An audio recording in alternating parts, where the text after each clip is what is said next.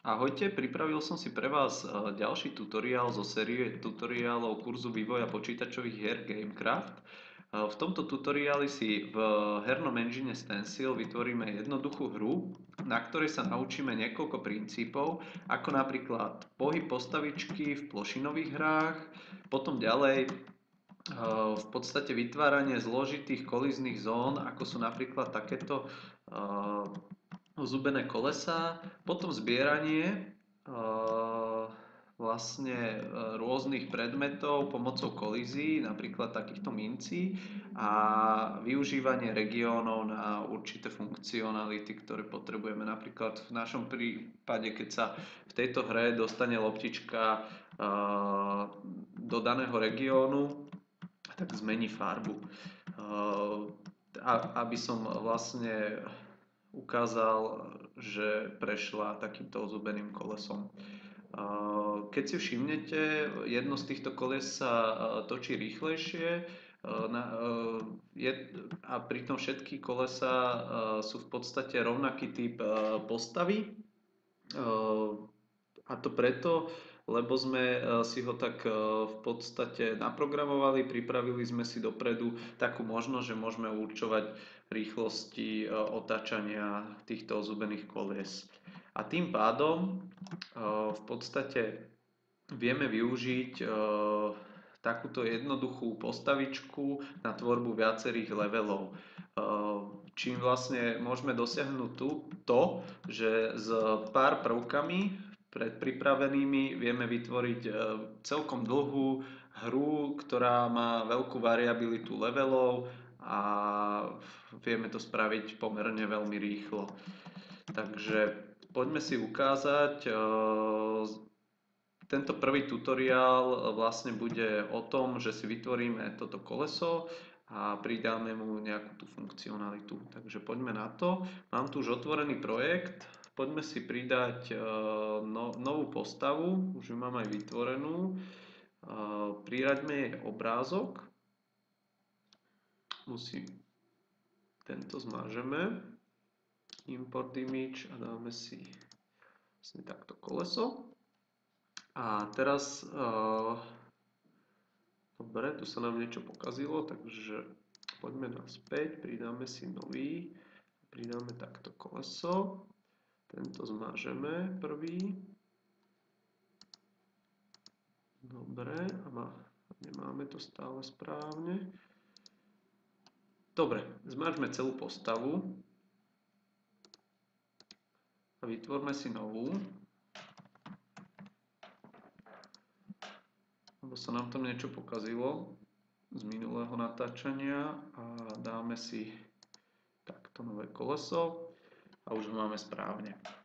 Keď si všimnete, tak tu mám takýto štvorcový rám, ktorý mi označuje vlastne kolíznú zónu tohto kolesa. Toto my však nechceme, aby bola takáto štvorcová. My chceme, aby naša postavička mohla vlastne využívať tieto jednotlivé medzery medzi zubami kolesa na presun, alebo zároveň, aby tvorili tieto zuby kvázi prekážky pre našu postavičku. Preto túto kolíznú zónu vlastne zmažeme a ideme si vytvoriť nové kolízne zóny. Takže začneme takouto kolíznou zónou v podobe kruhu. Začnite ňou, lebo keď začnete ostatnými a náhodou sa prekliknete mimo, tak sa nebudete vedieť vrátiť späť na kruh. Z takého dôvodu, že tam budete mať moc veľa prvkov, z ktorých ideme túto kolíznú zónu vyskladať a navzájom by sa prekrývali. Takže kruh nám zatiaľ nesedí, musíme upraviť jeho polomer. Zatiaľ pôvodne tam bolo 16, upravil som to na 100, ale 100 nesedí, tak skúsim dať nejakých 98. 98 by nám mohlo sedieť, takže upravím to tak, aby to sedelo zhruba na túto našu kruhovú časť. No, ešte to môžem doladiť v podstate možno 97 by nám stačila. 97 bude akurát, si myslím. Takže tak. No a teraz máme prvú kolíznu zónu. Zatiaľ by sa nám postavička v podstate pohybovala ako keby po kružnici a naše zuby by boli ignorované. Preto si vytvoríme vlastne pre každý zub takýto ako keby polygón a ten polygón zmeníme na štvorec, pretože mal som tu len 3 body a pridal som si ďalší pomocou tohto pluska. A tieto 3 body umiestníme do rohov našich zubov. Vždycky 2 zuby takýmto spôsobom pripravíme na ako vlastne kolíznu zónu. Takže takto vytvoril som si prvú časť, pridám si ďalší bod, vytvorím si túto časť.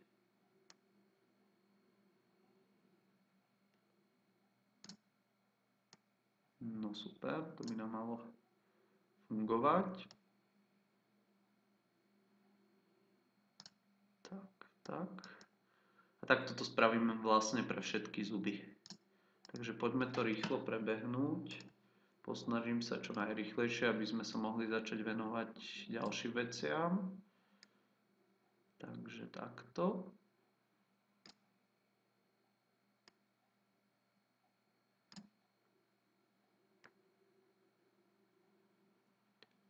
Dobre, a ešte nám chýba posledný. Takže pridáme si sem. No.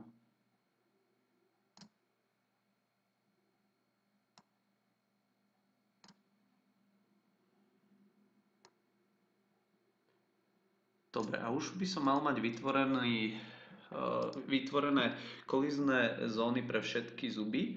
V podstate teraz, keď postavička bude tuto niekde, a naše koleso sa bude otáčať, tak ju poniesie so sebou. Alebo sa môže zároveň buď spadnúť do tejto škáry, alebo odraziť sa od nej a podobne. Tak pôjdeme ďalej. Teraz by sme vlastne naše koleso roztočili a vytvorili tak funkčnú prekážku, ktorú môžeme používať v hre. Na to, aby sme naše koleso roztočili, si musíme vlastne vytvoriť správanie, ktoré si naprogramujeme. Bude to správanie pre postavičku a nazveme si ho točenie. Dobre. Naše správanie sa bude diať neustále v podstate. Preto vybereme event alebo udalosť when updating a vidíte, že je tu napísané always, teda v podstate vždy sa nám bude vykonávať to, čo tam dáme. Teraz potrebujeme si vytvoriť jednu premennú a to bude vlastne počet otočení, alebo že okoľko sa nám otočí naše koleso. Tá nebude skrytá, pretože my ju budeme pre každú postavičku vedieť extra upraviť. Takže si dáme otočenie. Dobre, a máme vytvorenú túto premennú. A teraz vlastne sa prepneme do výberu kódu a konkrétne do pozície postavy a využijeme v podstate tento príkaz. Otoč seba o nejaký uhol. A naša postava sa bude otáčať o uhol otočenie. Tým pádom by sme mali v podstate pripravené naše správanie. To si uložíme a umiestníme ho pekne do našej postavičky. Ideme do časti Behaviors a pridáme otočenie v podstate. Teraz v podstate tu určíme rýchlosť otáčania. Na začiatok môžeme dať otočenie o 1 stupeň a môžeme to otestovať. Vyberme si teda scénu a umiestnime si našu postavu. Prípadne môžeme otestovať už rovno viac stupňov a to vám ukážem, že ako. Naša scéna je dosť malá, preto si ju zväčšíme pomocou pridávania nových vlastne dlaždíc. Tak si ju poriadne zväčším v podstate. Teraz ju zväčšujem do šírky a keď ju chcem zväčšiť do výšky, tak si prepnem z pridávania stĺpcov do pridávania riadkov. Takže poďme na to. A už je naša scéna dostatočne veľká. Takže idem na ňu umiestniť našu postavu. Dobre, som sa preklikol. Ešte raz si otvorím scénu. Takže idem do našej postavy a umiestním si ju v podstate na scénu jednu. Dáme tu aj druhé koleso, tak aby do seba zapálili. Prípadne tuto bude tretie. A môžeme dať aj štvrté. No a každému z týchto kolies v podstate môžem nastaviť, že ako rýchlo sa budú hýbať. Takže tlačím si a tuto mám v podstate výber vlastností a dám si upraviť. Keď si zaškrknem, že upraviť, tak môžem ovplyvňovať premenu otočenie. Prvé koleso necháme sa točiť rýchlosťou 1. Druhé môžeme upraviť na rýchlosť, dajme tomu 5.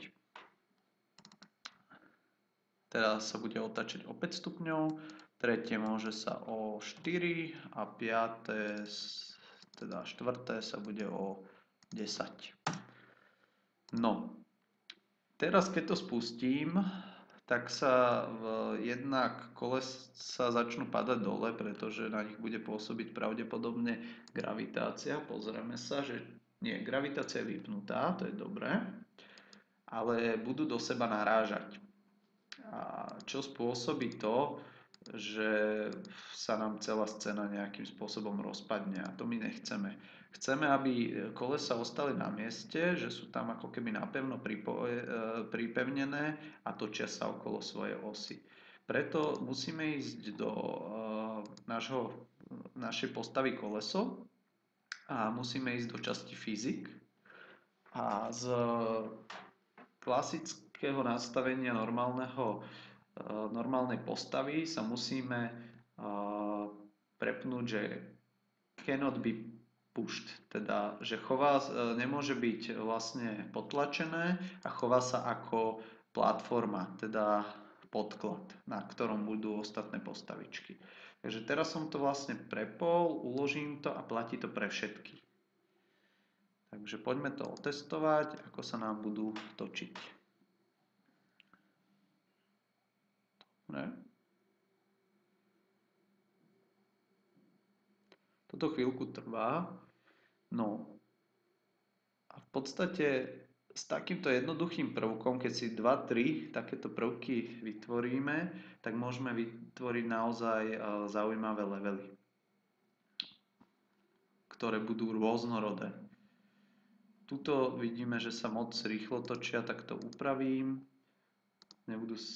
Chceme, aby sa len o trošku rýchlejšie točili, preto si ich nadstavím na nie 5, ale dám ich na... Tento bude 2 a tento bude 3. Alebo skúsime 2,5. Skúsime 2,5, čo to spraví. Tento bude 1,5. Poďme si ich otestovať teraz. A v ďalšom tutoriáli v podstate budeme pokračovať s tým, že si vytvoríme našu postavičku, ktorá bude medzi týmito kolesami skákať. Ukážeme si aj to, jak sa zasekne medzi zubami a a vlastne už začneme pracovať na tom, aby